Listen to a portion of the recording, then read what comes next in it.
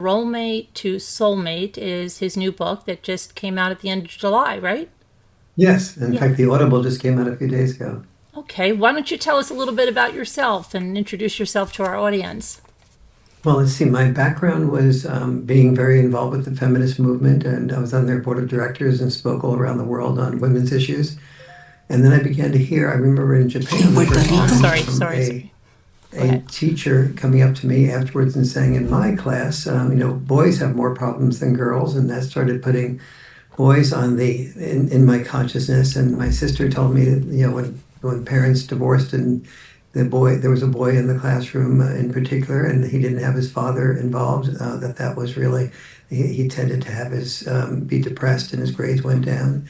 And so I started realizing that there were not just women's issues, but also issues boys and men were facing. Mm-hmm. And then I started doing couples communication workshops, and that led to my teaching both men and women to listen to each other, and did experiences where they walked a mile in each other's shoes.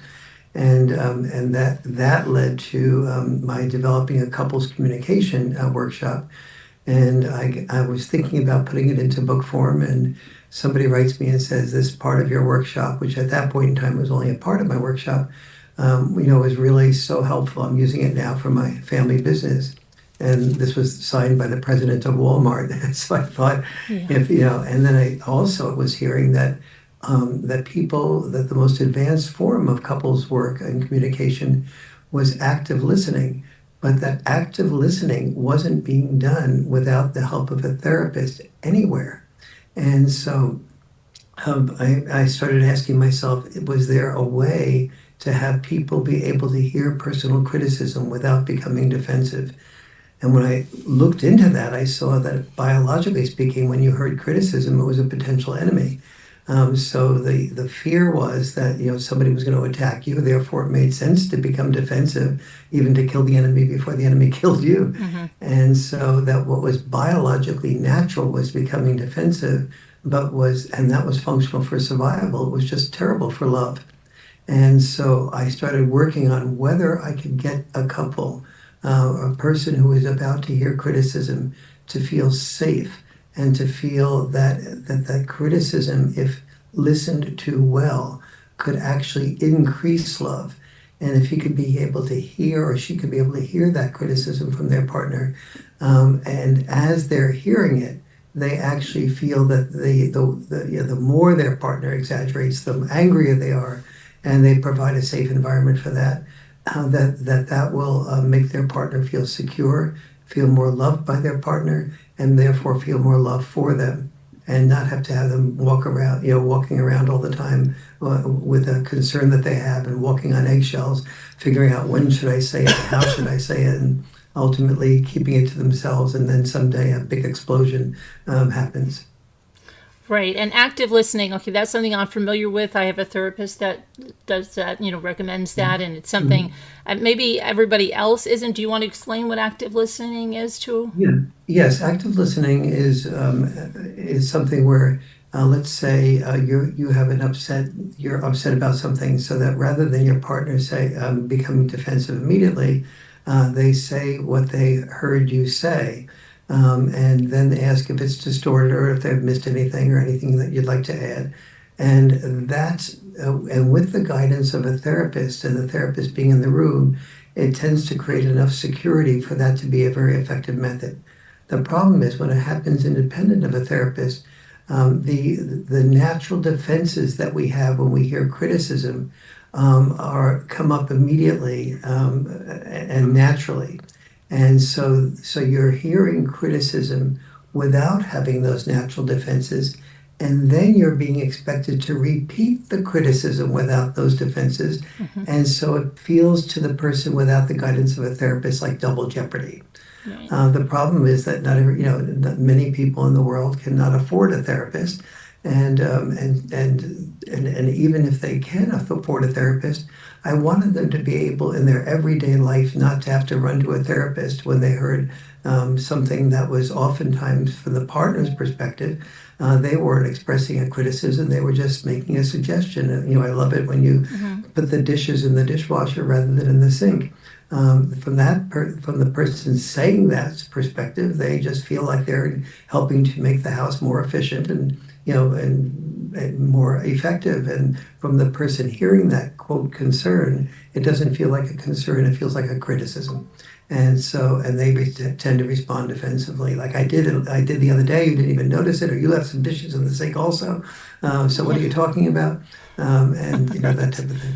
Right, because that's what happens, right? If someone points out something of yours and then you're like, well, I put away 96 things that you left out, didn't say a word about it, and then you're going to criticize the one thing, right? Then we ask, like, you do this all the time because it's just human nature, right? That we're so defensive. It's that you can say 99 positive things to somebody, but they're going to ruminate on the one negative thing you said, Yes, not the absolutely. 99, So it's just, yeah, it's just something that is very important if we can find a way to better communicate to our spouse, to anyone, to our friends, any of our critical any critical thing. And active listening, yeah, like you said, so it's like if your partner is leaving the toilet seat up, then they're supposed to repeat that back to you, like, okay, I understood that you said I leave the toilet seat up all the time and it really gets on your nerves. Mhm. So yeah, they're saying it twice, and then, but it's kind of getting them to like calm down a little bit, think about what the other person is saying, right? Because a lot of times we have miscommunication. We don't even know what each other really like, what's behind certain things, right? Because there's the Yeah. communication problem between men and women. Oh, yes, Yeah, and it's between, in my workshops, I have many gay couples, and I can, and sometimes a parent and a child. yeah. I consider a couple, any two people that are in love with each other, that have had problems in their communication, Mm-hmm. that would like to remain in love with each other, but have a deeper love and have fewer problems in their communication. And so, in the what we were talking about a moment ago, the first thing I do for every couple is to set aside a caring and sharing time once a week. And that's always to be on their calendar so that anytime they come into sort of like a conflict with each other, they know they have the safety of sometimes knowing that their partner will be 100% able to hear them fully without being defensive. And so, because it's so biologically unnatural to not be defensive, I have the couple set aside time to have the person about to hear the criticism to first alter their natural biological state and do 6 mindsets. The one mindset that I was mentioning to you a minute ago was like what I call the love guarantee. And that's where the person says, before they hear a criticism from their partner, I know that if I provide a safe environment for you to express whatever you wish to say in whatever way you wish to say it, that you'll feel more secure with me, more loved by me, and therefore more love for me. The other thing I have the couples do, which is kind of fun, is sit back to back and write down on a piece of paper the answer to this question. If your partner is about to die, to be killed, like in a car accident or drowning, and you knew with 100% certainty that you could save her or his life, but in the process you'd have a 50% chance of losing your own life, would you do it? Yes, no, uncertain. They have to choose. And they're sitting back to back, and they're guaranteed that their partner will never see the answer to their question. And the only caveat is that you don't include consideration for children. You make believe you didn't have children. Mm-hmm. So if your partner was about to be killed, would you risk your life at a 50% level if you knew with 100% certainty you could save your partner's life? So they all write down their answers. Then most people are surprised to hear that more than 90% of the men say that they would be willing to do that. About 82-3% of the women say they would be willing to do that. And so the first meditation that I have people do before they listen to their partner's criticism is to say, well, if I would be willing to die for you, the least Mm-hmm. I can do is listen to you. Right. Yeah. And that sort of helps put that into perspective. Right. Okay. So that's interesting. So you said 99% of the people, the men, would die for their wife, and No, for no, a the little bit more no, than 90% usually. I mean, oh, a little sometimes more than 90%. I'm sorry, and then about 82% of the women. Is it the average? Yes. Average. Okay. Interesting. That's an interesting question. So I wrote down some things while I was going through your book, and I wanted you talk about a 4-part apology. Hmm. Can you tell Yes. us what the 4 parts of the apology are? Let's say somebody says to you, gee, you left Krista's coat. You didn't give Krista a coat to wear to school, and she told me she was freezing and it was really cold. And so normally speaking, the response would be something like, "Well, I didn't think it was going to be cold," or "You told me it wasn't going to be cold," or "Nobody told me it was going to be cold." Krista could have picked up a coat. She could have gotten something else, that type of Yeah. thing. So a 4-part apology would be first, the important thing is the tone of voice. So the person responds with, "Wow, I'm concerned about that." So they share with you in a tone of voice that is sincere, a the acknowledgement of the concern. Mm-hmm. Say that they don't want to have that happen again, and say that they will change their behavior the next time. The next time I'll make sure that I check with the temperature, or that I ask her if she wants a coat or she has something. Mm-hmm. So as opposed to an apology where you're saying, "Oh God, let me know if you ever find anything that I do that's right. I'm always wrong. You're always Right. right." Yeah. As if, let me know as if you'd even notice, Right. that type of thing.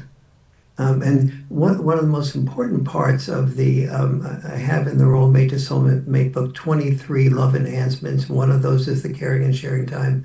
Another one is the 4-part apology. But I'd say that the second most important one after the caring and sharing time is what I call creating a conflict-free zone. So they set up each couple sets up a caring and sharing time for 2 hours, and that caring and sharing time involves appreciating each other at 5 levels of specificity twice before you hear the concern, and then ending it with doing 5 levels of specificity afterwards. And I'll get to that 5 levels of specificity in a Okay. moment. But once that happens, so everybody has these 2 hours a week where they're really heard by their partner and their partner hears them. But then the question becomes, that leaves another 166 hours of the week. And so I teach couples how to create a caring and sharing, conflict-free zone Mm-hmm. during that 166 hours, and then how to maintain it when a criticism occurs. So it's not a criticism-free zone. You will experience what you consider a criticism multiple times during the week, most likely. So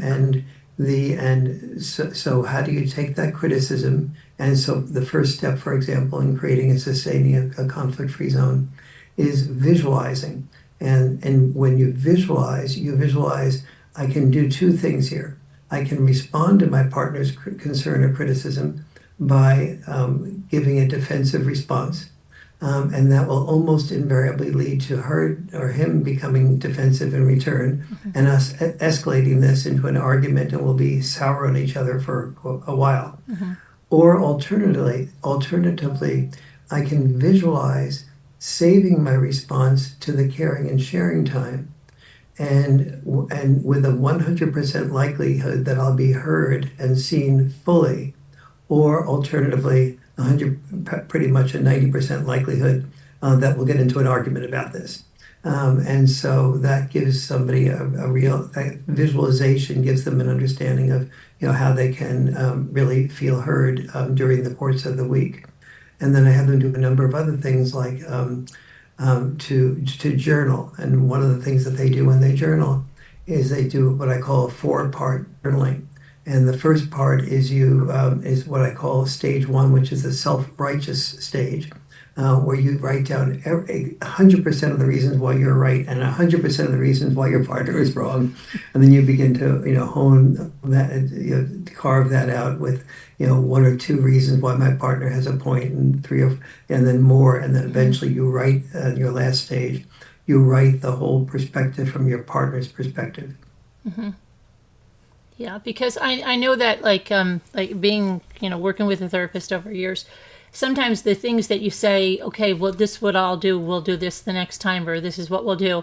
It's easier said when you're calm, everybody's okay, but then you know that like if you do get into a conflict situation, that sometimes like say couples have like words like, oh, if your tone starts to get off a little bit, I'll just say the word tone and you'll, Mhm. then take that as this. But see, when you get to those points, sometimes it's like the one partner will say tone and the other partner will say, leave me alone with that. It's just because you're at that point now where it's harder just to implement those things you've learned in therapy, right? Then Correct. so it's a learning that you really have to get yourself when you're in that high conflict, that you've got to go back on these things you said you do, right? But it's hard. It's a Yes, hard actually, process. you're pointing to one of the reasons why I wrote Role Mate to Soulmate, which is that when you say, for example, tone, when the person hearing this says tone, the person trying to say what she or he wants to say, is now hearing a criticism, Right. which leaves that person not only not heard, but criticized. And so that's almost a double jeopardy for the Yeah. person trying to do that. And so, which is, and this is all, no one of us should feel badly about this because this is just biologically natural. As I said before, historically, when we heard criticism, it was an enemy, and so it was biologically natural for us to kill the enemy. And the people, and where the results were the children of the children of the children who behaved that way and survived. And if they hadn't done that, they wouldn't have survived, and we wouldn't be here. Right. And so we should all forgive ourselves for doing that natural biological response of defensiveness. And that's why you have to set a separate time aside and alter your natural biological response of defensiveness before you to do that. And each of the six mindsets that I asked couples to do, Mm-hmm. the one was the love guarantee, the other one was the thing about the die for. It was two of those six mindsets. Before as you're doing those, you're calming your body. You're saying them out loud. The value of saying them out loud is, I'll provide this love guarantee for you. Is that the person about to do the criticism hears that you are making yourself safe, and therefore she or he feels safe when they know that you're making yourself safe, because it's not safe to share a concern or give a criticism if your partner doesn't feel safe. Mm-hmm. It's going to only escalate and create a lack of safety for both of you. So what would you say to couples that say, okay, well then if we say a word, whatever keyword they picked, I just picked one like tone, okay. What would you do while they're learning this, that if a situation starts to escalate between the two, where it's going to go where it normally goes, which is not good, how can they like flip a switch or to help the other one see, okay, we have to bring this down and we have to table it for that sharing and caring? How do you get to that The from? place, I basically talk about something that I call alone power, which is that either one of you, let's say you're my daughter and you're criticizing me as a dad, Mm-hmm. and I am getting defensive. My part of the responsibility would be just to say to you, I can't hear. Let's save that to caring and sharing, where I can really hear your concern fully without becoming defensive. Okay. So I can volunteer that. Or if I respond to you with defensiveness, then you say, well, maybe I should be sharing this with you and caring and sharing, Okay. because then it'll be easier for you to hear it. We'll Mm-hmm. both be able to hear each other. So either partner can interrupt the cycle and say, let's save it to caring and sharing.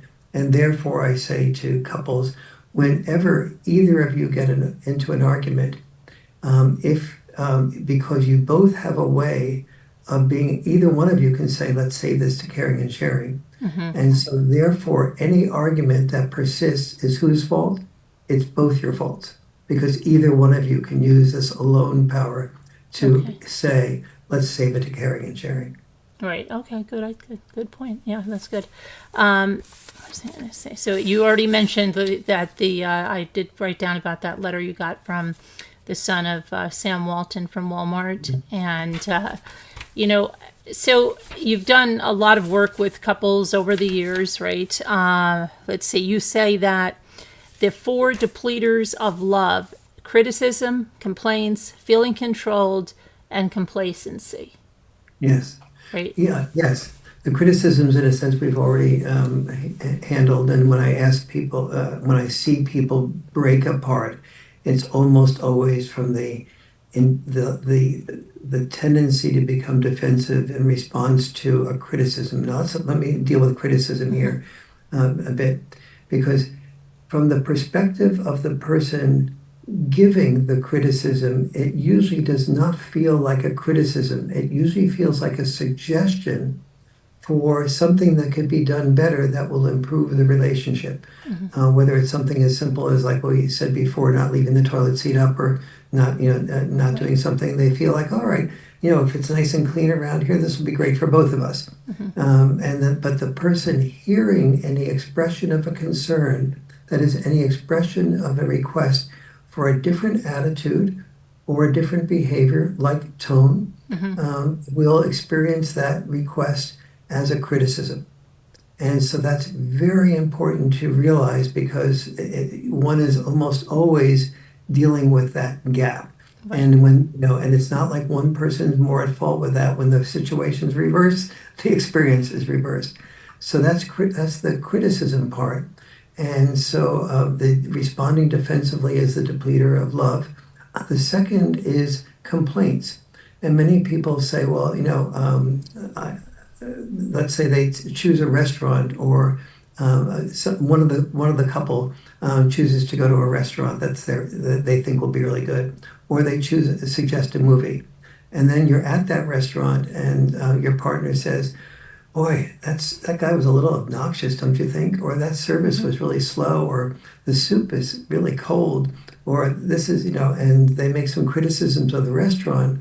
Well, from the perspective of the person doing that complaining, that feels like a complaint about the restaurant. From the person who recommended that restaurant, it very frequently feels like a complaint about them. Right. And those are some of the gaps between the complaining and the experience of a complaint, and the taking of that as criticism.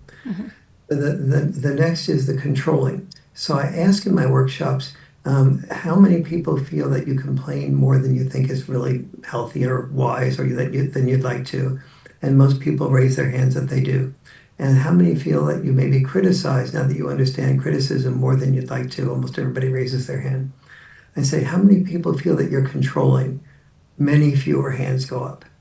And then I say, if you're criticized frequently, do you feel controlled by the person who's criticizing you frequently? Yes.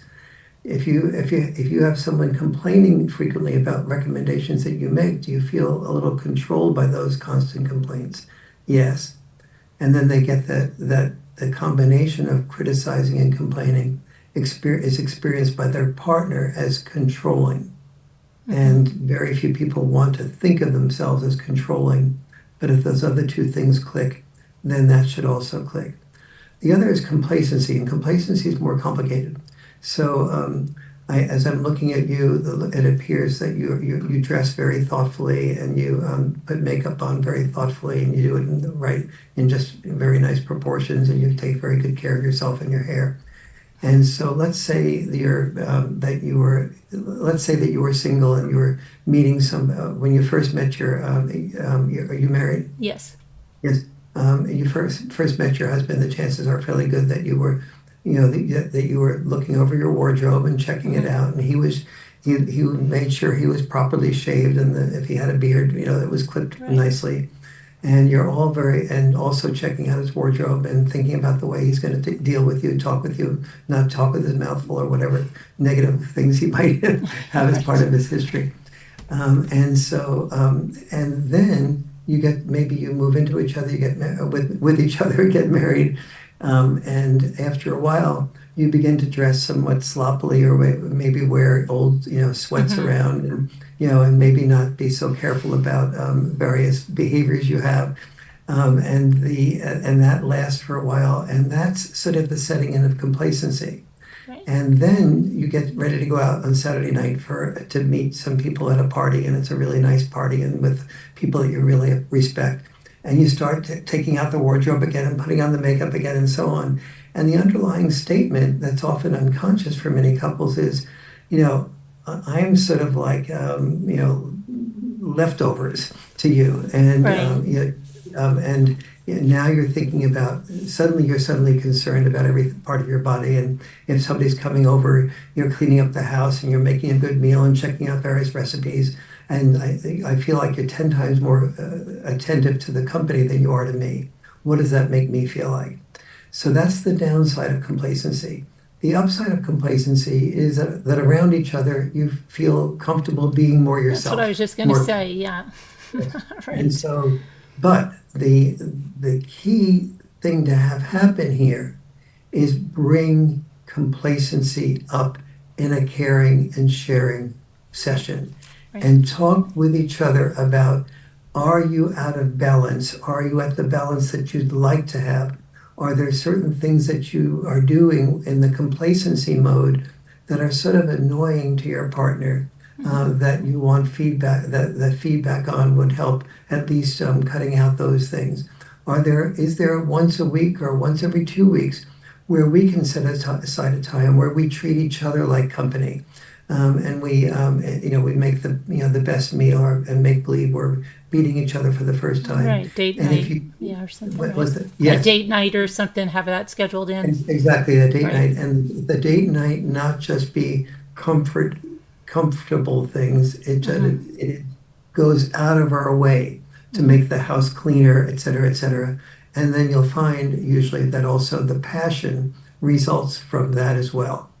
Right. Right. Because like when you were saying that about the complacency, you'll hear couples say, well, I can be myself. I don't have to wear my makeup around my spouse. He likes me for who I am. So yeah, when you're going out, yeah, because you'll do that because you're going out. You're going out somewhere. But I think it's a fine line between then if you have a spouse that's just not showering and not caring. It's a different than just kicking back and not wearing makeup, putting on some sweatpants, Yeah. right? So you have to have a balance, and I think it is important to make that time for whatever it is, and even if it's helping around the house for an hour a day or something where everybody can just do that. I mean, we do that, and I think it's just even the kids, everybody just helping and doing one goal to make everyone's life easier. So someone doesn't say, I do everything around here, no one else, right? For an hour, Yes. everybody's going to help. Absolutely. And one of the things that I talk about in the book also in relation to the kids is the importance once a week of having a family dinner night. And that chapter in Role Mate to Soulmate is how to create a family dinner night without creating a family dinner nightmare. And there's some very tricky things on the family dinner nights. One is if you talk to teachers oftentimes and you say to them, which child in your class is really empathetic? And then the teacher points out somebody and then asks them if they've met that child's parents. And oftentimes the parents will not be they will not say the parents are particularly empathetic. Because with a family dinner night, the way to create empathy with your children is not to always just be empathetic to your children. Empathy does not create empathy. The requirement of your children to not only think of themselves and your empathy, but to also have empathy and think of the perspectives of the other brother and sister and your needs as a mother and father. Those are what create empathy from the child. Just one way empathy begets self-centeredness. It does not beget empathy. Okay. Yeah, I mean, empathy is something that I'm lucky. Like my kids have been very empathetic, and it just happened at an early age. And my son, hold on one second. Let me just tell her. Julie, I'm live. I'll give you a call later. Love you. Okay, so my son, he might have been 5 years old, and we were driving down the road, and there was a truck, and it had hit a sign right near us, like it was a golf club sign. And the first thing he said was, "Oh my gosh, I hope her dad," like he didn't even know it was a dad. He goes, "I hope her dad didn't have a heart attack and hit that sign and die." And I Wow. thought, like, this 5-year-old, right, I just said, wow. And he had so much empathy. And I just said, because he put himself in the position that was a child in that car. She was driving with her dad. Her dad hit this sign. I hope, why would her dad hit this sign? Did he have a heart attack and go off the road? And I'm just looking at my 5-year-old like, wow, that's deep. Okay. But You've done something right. but still feeling like, well, that's great that, like he's really caring. I said, well, we don't know that anyone died, Ethan. I said, so we'll find out what happened, but let's just pray for them and that, they'll be okay. But I just, I was just taken back by that because, that just came just out of there. But I always feel good because, like, you'd hate for your kids not, to be uncaring and not have feelings for animals or people or anything. So, yeah, it's just. So, Carolyn, what do you feel that you did to help stimulate that level of empathy in a 5-year-old boy? I just think that, being around the family and how we are, like we have animals, we care, like we'll care for a chipmunk that got caught in a gutter, it's by example, I think just that who we are. So we took this little chipmunk in and we, nursed him back to health and just different things. I like where you said those other parents didn't have empathy.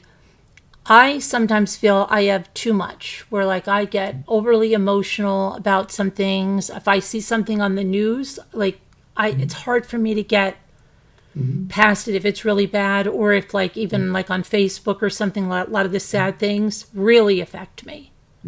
So maybe I have too much, that's a fine balance too, because there's a lot of times, and I have friends like that, where our whole day can be made horrible by someone we don't even know because we have so much empathy for a situation. Either we identify with it or, and it's hard. Like, what do you do there? Is there such a thing as having like too much empathy? Yes, yes. That. Absolutely. Every virtue taken to its extreme becomes a vice. I mean, there are not many sentences that have no exceptions, but I have never discovered an exception to every virtue taken to its extreme becoming a vice. In the case of that type of empathy, so when your son is seeing you display empathy toward many animals and situations and so on, that's a good role model for empathy. But if you are only showing empathy to your son and your son is not seeing a role model of empathy toward many things beside himself, that's where the empathy can, one-sided empathy only to your son, and not having a role model of empathy to your sister, your brother, and to dad's situation of working all the time, or mom's situation of working and juggling this and juggling that. That's when it becomes a problem. Right. I see. Okay. I get where you're going with that. So yeah. But yeah, where were we? So criticism, feeling, and complacency, those 4 C's. And what else did I say? Sustaining love, you say, seems biologically unnatural, where falling in love is biologically natural. So the sustaining the love, we fall in love easily, right? It's biologically there, but the sustaining it. And yeah. When you fall in love, the book's title, Role Mate to Soulmate. Many people feel they've just met each other and they have met their soulmate and they have passion and they really have so much in common. And so, but then the soulmate part starts wearing off as they play roles and don't really pay attention to each other and do, there's 23 love enhancements that I talk about in the book, and virtually none of them are practiced naturally. They're all biologically unnatural. All the things we talked about, people don't biologically naturally say, let's create conflict-free zone. Let's create a caring and sharing time. Let's do, all these 23 love enhancements that I have in the book. These are all unnatural. And they all take, and I will really say, usually authors don't say this about their own book, but reading Role Mate to Soulmate is not enough. You really have to practice it. And the practices are there for all of the 23 love enhancements. But it's if you only read it and do it once, it's like going to the gym and or yoga, once and saying that was a great experience. But if you never go again, the chances are fairly good you will not have that same benefit 3 months down the road. Yes, it's practice, practice, practice, and you're not going to have it, like the different components of those caring and sharing and stuff. So you'll have to do it in order to get better at it. And so maybe you're reading from the book, when you begin to and then you'll be able to do it naturally, where it'll become second nature. And that's the whole thing, is just practicing it, right? So we went over your complaints. And even the book actually is not adequate. And it's one of the reasons why I make practically free an online virtual course that I do, so that people can just, when they get the book, there's a QR code that gives them the course for $97, so very inexpensively. And so that allows them to both read the book that goes wider and deeper than the course, but the course takes you step by step through doing it with your partner, and then you can see me work with a couple of couples on mistakes that they made or things that they have questions about and so on, that will usually apply, that are chosen to apply to the mistakes that couples often make in that process. Oh, okay, that's good. Now, the other thing, you have civil war to civil dialogue, which is so important now. Like I have a little caveat on my show. We don't discuss politics. We don't really discuss religion. I mean, we'll pray for someone and, but it's just because those two subjects can be very divisive. And I know, like, we just had a regular Zoom meeting with, it's part of the inner workings of the channel. And there was an author that was going to come on, and it was kind of a political thing, but not really. He was an actor, but he was in a politically charged movie. And so one of my inner people said, oh, that sounds great to have that person on. And it centered around Watergate. Okay. Well, that brought about a conversation between our inner people, and it certainly got very heated really fast. And I thought, wow, we're all good friends in here. And it went from 0 to 60. And I said, how can we do this on the show? And then, for the people in the audience, the watching after, because sometimes people put so much personal thing. Like, I have friends of all different, I don't discuss politics. I'm not a very political outspoken person, but I have friends that are, and they may not feel the same way I do, but I would never not be friends with them because of that. Like, I don't let that get away from our friendship and whatever makes us friends. Some people can't disassociate that from the person, and they just, oh, they're that? Sorry, not friends with you. So what would be your advice on that civil war to civil dialogue when things like politics do come up? Yes, as I have a whole process in Role Mate to Soulmate, as you know, about doing that. And the first step is appreciating the other person. And this is one of the first steps in building the reservoir of love for a couple too. So let's say we have RFK Jr. and his sister that are totally disagreeing with each other. RFK Jr. has just supported Trump, and his sister is a Democrat, obviously. Right.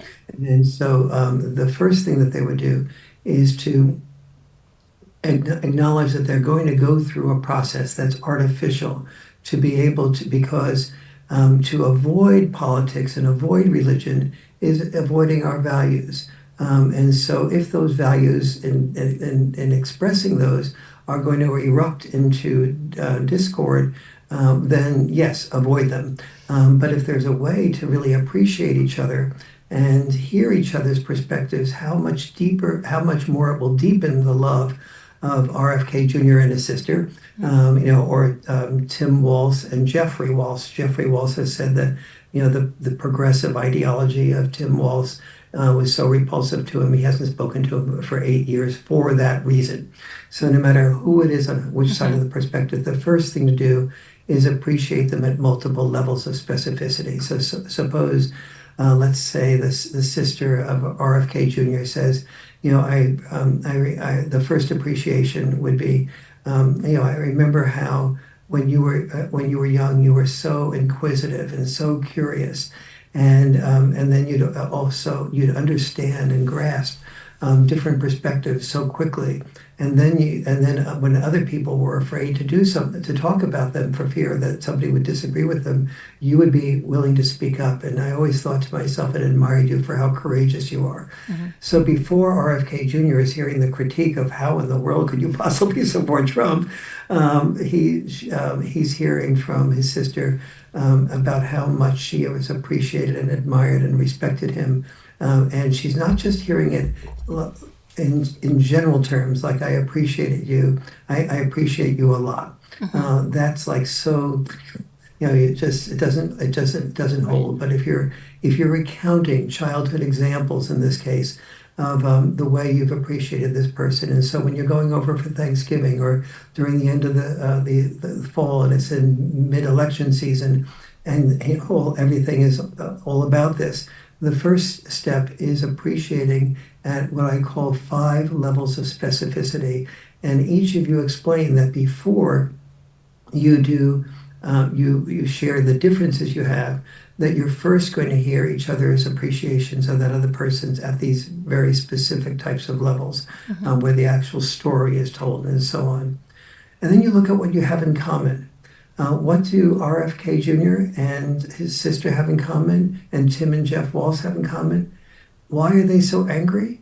Because they both care. And RFK and Tim Walsh are both active participants in caring. And what is a democracy made of? It's made of, at its best, people who care. When people don't care and or are apathetic, that's when a democracy really falls apart.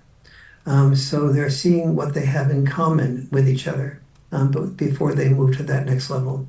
And so what I outline in the Civil War to Civil Dialogue is what types of steps need to be taken to be able to hear the best intent of somebody else. So let's work on best intent. I mentioned a few minutes ago that every virtue taken to its extreme becomes a vice. So let's say that Jeff Walsh feels in general that the repulsive progressive ideology of Tim Walsh is just repulsive. And so the first thing he would say is he would find the virtue before it became a vice. So finding the virtue might be looking at, okay, feminism. Can I find a woman or a mother, a sister, or a daughter of mine that pursued maybe a career? And in the process of pursuing a career, she pursued something that she probably wouldn't even have thought of pursuing had feminists not articulated the value that women have value other than being at home. And he probably can do that. He can probably find somebody in his life that benefited from the best portions of the feminist movement. And before we attack, so that would be something that would be an example of finding the virtue before it became a vice.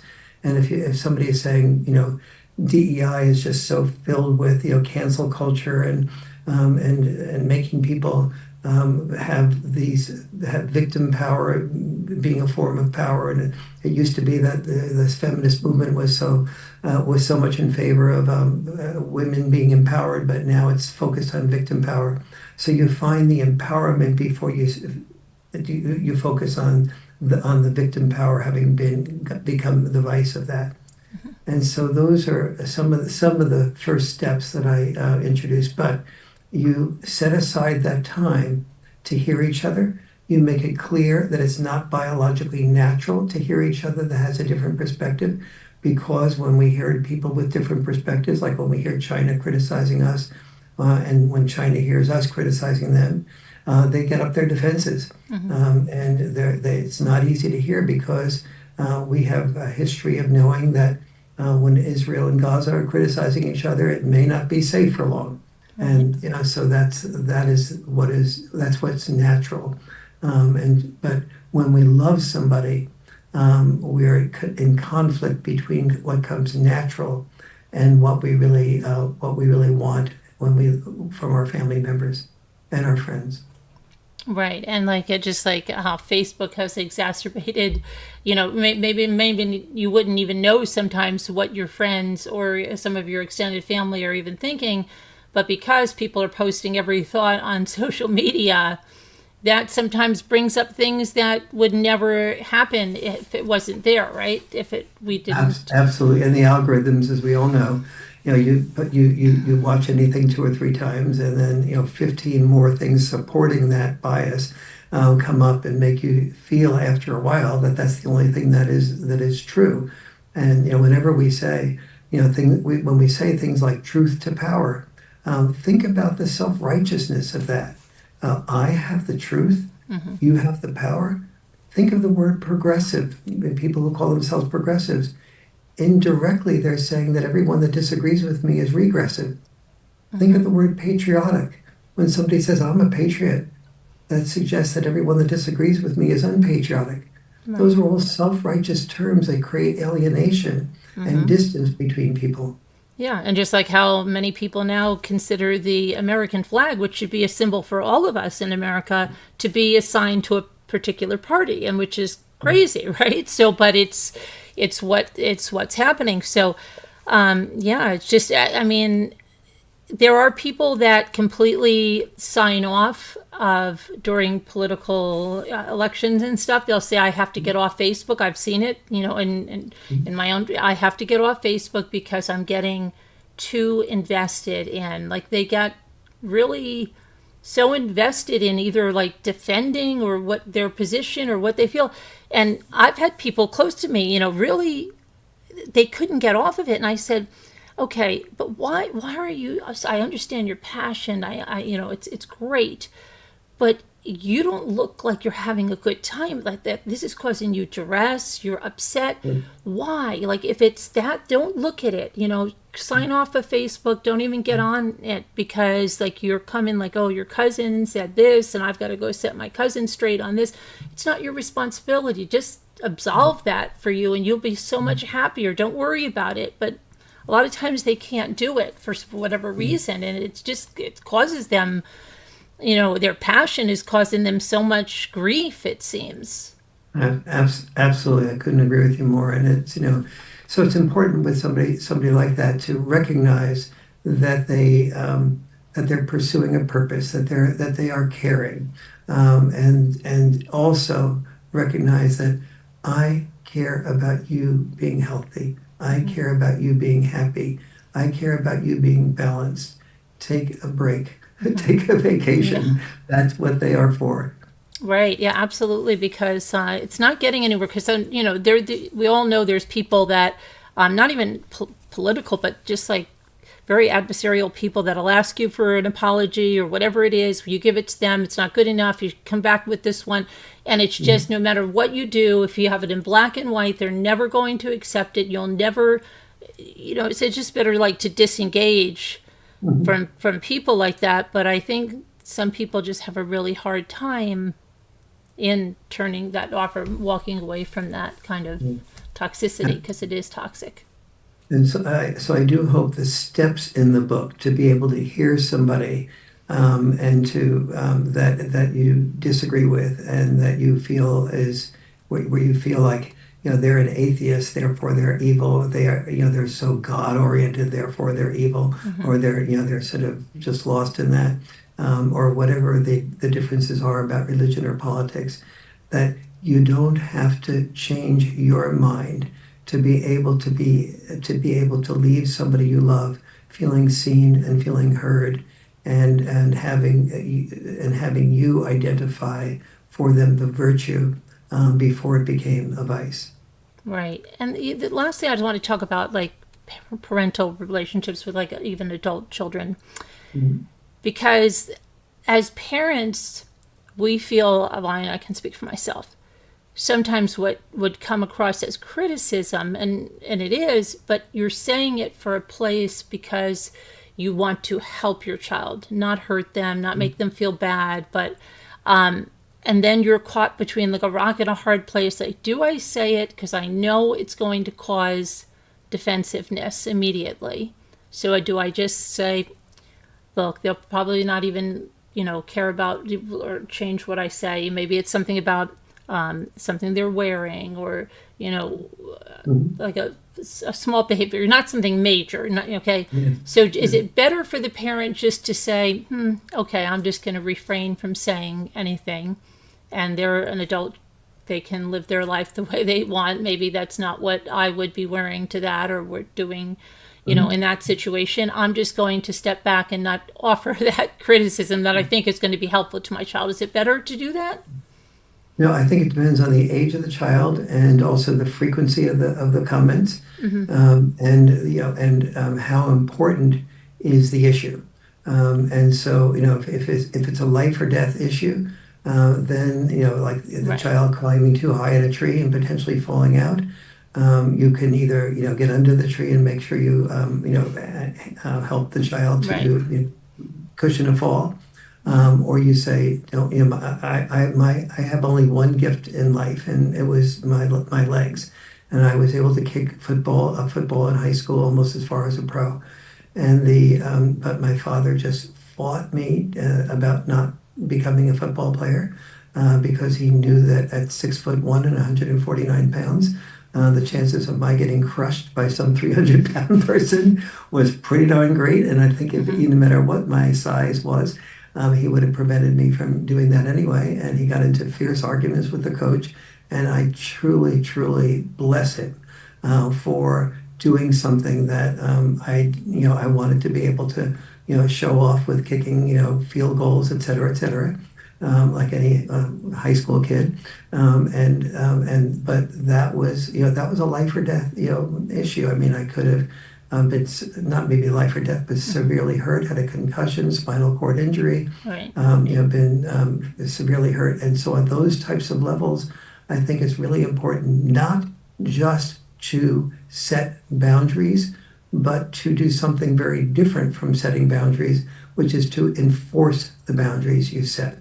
And so when the issue is that important, and then again, if it's so frequently that you're doing that, and it's not a life or death issue, then you're protecting your children from getting experiences that are very important for them to experience. So mothers and fathers, for example, will oftentimes, especially in divorce situations, a father will be more likely to take the child to a playground and say, leave the child at the playground. And then, let's say it's a divorce situation and there's a visitation type of situation, and the mother picks up the child later in the afternoon, but the child at the playground got into a big fight.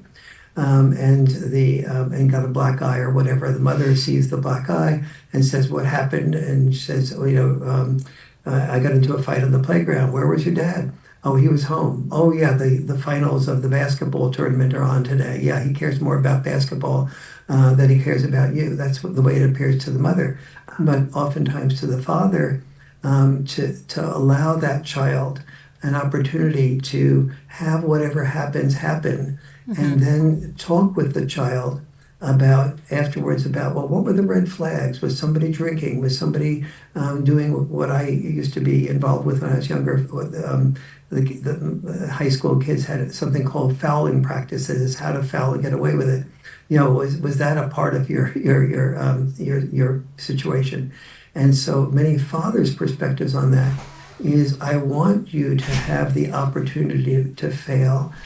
And then now, while I can help you walk through the process that can in the future avoid those failures, rather than me protect you, and then you go out into a world unprotected when I'm not around. And so, and that's a good example of what's so important about father and mother communication, is what I call checks and balance parenting, of both parents understanding each other, each other's best intent. What was your intent in leaving that child at that playground? What was, et cetera. And so these are some of the things that I talk about in Role Mate to Soulmate that are so important, especially for a divorced couple. Divorced couples will often feel that, all right, I'm not going to have to ever deal with them again, so I'll just tolerate the husband or the wife. But in fact, if you have children that you're raising and you are a couple and you're divorced, that's the most important time to do some of the exercises in enrollment to soulmate, because your children are going to, the children of divorce are far more likely to be divorced themselves, because, and a significant reason, because the communication patterns that their parents were role models for were ones that led to conflict without being able to know how to handle and resolve that conflict in a way that's helpful. It's important to be able to have disagreements as parents, and for your children to be able to see those disagreements and then have those and then see how you resolved here and respect each other during the process of those disagreements. Yeah, absolutely. I agree with that. And the tools to like how to communicate properly and how to bring it back if something goes, wrong, and that it's not, just have to avoid like that conflict just splitting you up, right? How to come back together. And that's really important for kids to see that. I totally agree. And I have your link to your book up, and I see people in our viewers are saying they're buying your book and they really enjoyed this. So I thank you for coming on. Rollmate to Soulmate is your book, and I'd love to have you back anytime. Is there anything you'd like to add before we go that you? No, just that if you are buying the book, really try to invest in the online virtual course with it. It's very inexpensive, but if any of this does not work for you and you've done it with your partner, just my email is in the book. Email me. I will refund your money. I don't care about the money, but I do care. But if, on the other hand, if it really is helpful, please let me know how it is. That keeps me inspired to. I'm 81 years old and I'm still working every day. Are you? Wow, you look amazing. Wow, Thank I would never guessed you're 81. Wow, Thank you. amazing. And so, this is what keeps me going. That feedback. Yeah. Oh, gosh, we'd love to have you back. And thank you so much for taking time to speak with us. And I have your link. It'll be in the video description. And if you stop back, your publicist has the video link. Maybe they have any questions for you. Anybody that watches at a later time, because we have audience all over the world. So some people are in the UK and Australia, and they watch at different times. But they can put questions in the comments. And if you want to go back and check them out, you're able to do that. Okay? Oh, wonderful. Okay. And thank you so much for joining me today. It was a pleasure to meet you, and keep doing what you're doing. You're doing a great job, and your book is wonderful. Thank you. I'd be happy to come back. It's really been a pleasure to talk with you. Oh, thank you so much. Okay. I'm going to end this, and then we'll see everybody later. Thank you so much. Carolyn, give me your phone number, and if you. Yeah. Let me, you know what? Can I get your email, and I'll email it to Sure. you? So, Yes, it's Warren Warren? Okay. at warrenfarrell.com. Oh, okay. Gotcha. And I'll email it to you. They made it real simple, so I can remember. Okay, I've got it right here. I'll email you right after I close this up. All right, thank you so much. It's really been a pleasure. It's been a really interesting meeting for me, and your book is really helping too with things that I'm working with. Thank you so much. So bad. Bye-bye, Carolyn. Bye-bye. Okay, to everybody, we'll see you later on today. I hope that was informative and helpful, and that you enjoyed it. I love you guys. God bless. Prayers, and I'll see you.